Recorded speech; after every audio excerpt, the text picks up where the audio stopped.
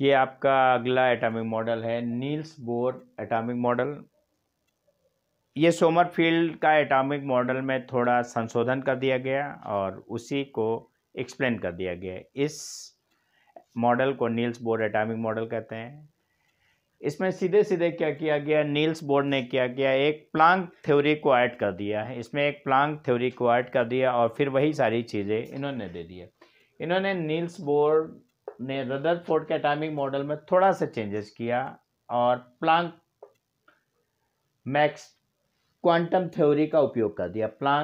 Max Planck के quantum theory का उपयोग कर दिया। क्वांटम थ्योरी क्या है, कोई भी इलेक्ट्रॉन अपनी ऊर्जा का कंटिन्यूअस में लॉस नहीं करता है। वो एनर्जी के पैकेट के रूप में, एनर्जी कहीं से आती या जाती है पैकेट के रूप में। इन पैकेट को फोटॉन कहते हैं। इन पैकेट को फोटॉन कहते हैं। एनर्जी कंटिन्यूअस ना लॉस होती है ना एब्जॉर्ब होती है।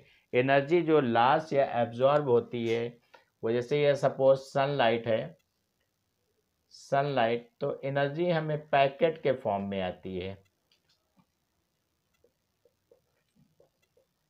ये पैकेट के फॉर्म होती है और ये कहते हैं पैकेट, इसी को कहते हैं क्वांटा। क्या कहते हैं, क्वांटा। जो एनर्जी हमेशा पैकेट के फॉर्म में आती है इसी को क्वांटा कहते हैं। और एक क्वांटा की एनर्जी जो भी होती है एच म्यू के बराबर। एच क्या है, प्लांक कांस्टेंट है। ये क्या है, फ्रीक्वेंसी ऑफ वन क्वांटा, एक क्वांटा की फ्रीक्वेंसी होती है। इन्होंने वही पॉइंट कहा कि एटम के अंदर सर्कुलर ऑर्बिट होते हैं जिनमें इलेक्ट्रॉन घूमती है, लेकिन यहाँ पे इन्होंने एक शर्त लगा दिया। यह शर्त लगा दिया, इलेक्ट्रॉन केवल उन्हीं ऑर्बिट में घूमती है जिनका एंगुलर मोमेंट NH/2 होती है। NH/2 होती, n की वैल्यू 1 2 3 एंड सो ऑन कुछ हो सकती है। यहाँ पे MVR, ये आपको फिजिक्स में पढ़ा होगा। MVR एंगुलर मोमेंटम, ये एंगुलर मोमेंटम, ये एंगुलर मोमेंटम सेम कर दिया गया NH/2 NVR। M क्या है, mass of electron. V velocity of electron. R ये रेडियस है। ये क्या है, रेडियस। M है mass of electron, velocity of electron, velocity of electron. R radius, radius of orbit. R क्या है, रेडियस ऑफ ऑर्बिट। तो NH/2 MVR हो गया। यहाँ पे बात करते हैं एनर्जी लॉस या एनर्जी एब्जॉर्ब पे। कोई भी इलेक्ट्रॉन जैसे थर्ड सेल में घूम रहा है और उसको एनर्जी मिल जाती है तो फोर्थ सेल या फिफ्थ सेल में जा सकता है एनर्जी एब्जॉर्ब करने के बाद। या यूँ कह सकते हैं कोई भी इलेक्ट्रॉन फिफ्थ सेल में घूम रहा है और उसकी एनर्जी लॉस हो गई तो वो सेकेंड या थर्ड सेल में आ सकता है। तो एनर्जी लॉस किसके बराबर हो गई, एच म्यू के बराबर।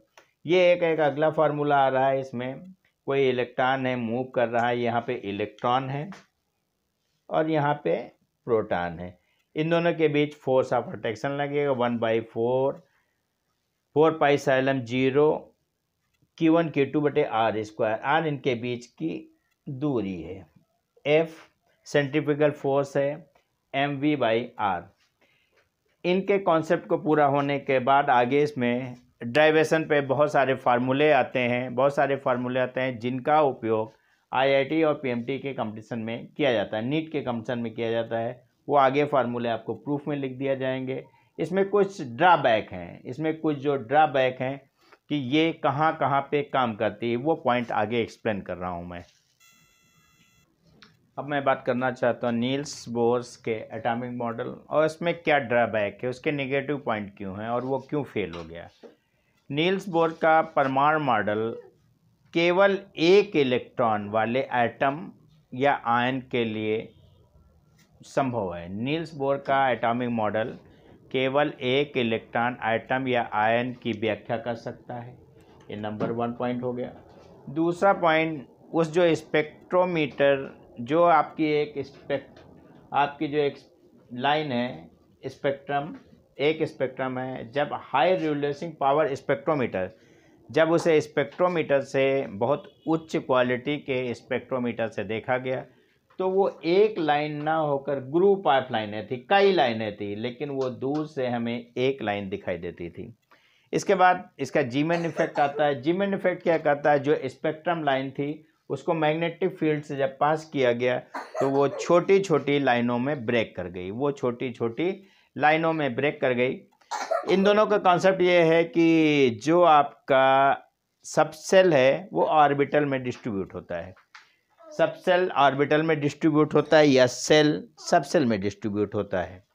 आने वाली एनर्जी जो वहाँ पे होती है वो अलग अलग ऑर्बिटल से आने वाली एनर्जी अलग अलग फ्रीक्वेंसी की होती है, इसलिए फाइन ऑफ लाइंस आता है, इसलिए स्पेक्ट्रम लाइन आता है।